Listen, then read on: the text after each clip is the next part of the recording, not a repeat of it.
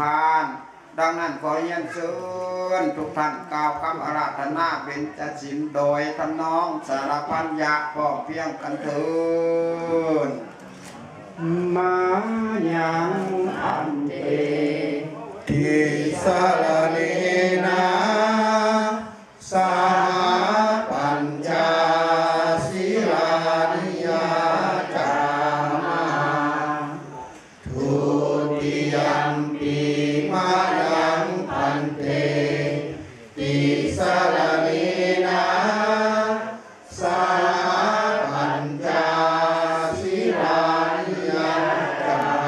มาตาติยัมปิมายังพันเตติสารเนนะสาปัญจศีลานิยาจามา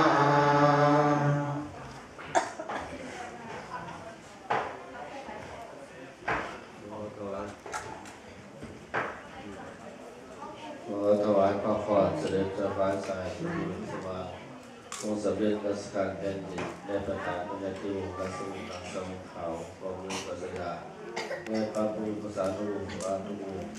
เรื่องขอตามตุมีเกียรติท่านอาจารย์สายและพุทธบริษัททั้งหลายวันนี้ทางสมาคมมีประธานคณะกรรมการผู้สูงวัดสึงวัดเสียงทองวัดมหาวิหารรัฐประสาราบำรุงของได้จัดมีการทอดกฐินสามัคคีทอดกฐินสามัคคีประจำวัดเสียงทองวัดมหาวิหารประสาราบำรุงนี้ถือว่าเป็นสำคัญ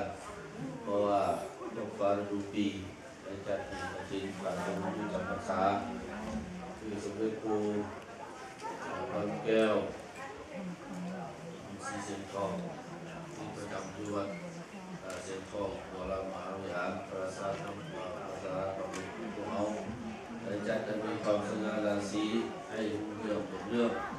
ด้วยบารมีของเพื่อนได้จัดให้พวกเขาได้สร้างบุญกุศลฉะนั้นพวกเขาจึงได้สนองศรัทธาตามกำลังเพื่อแห่งที่ได้จัดหามาเพื่อความพระศาสนา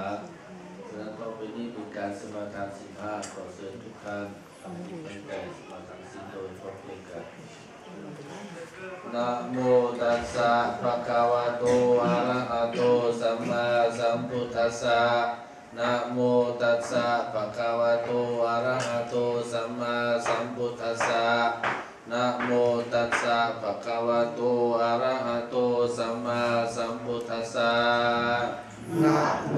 ตัสสะภะคะวะโตอะระหะโตสัมมาสัมพุทธัสสะนะโมตัสสะภะคะวะโตอะระหะโตสัมมาสัมพุทธัสสะนะโม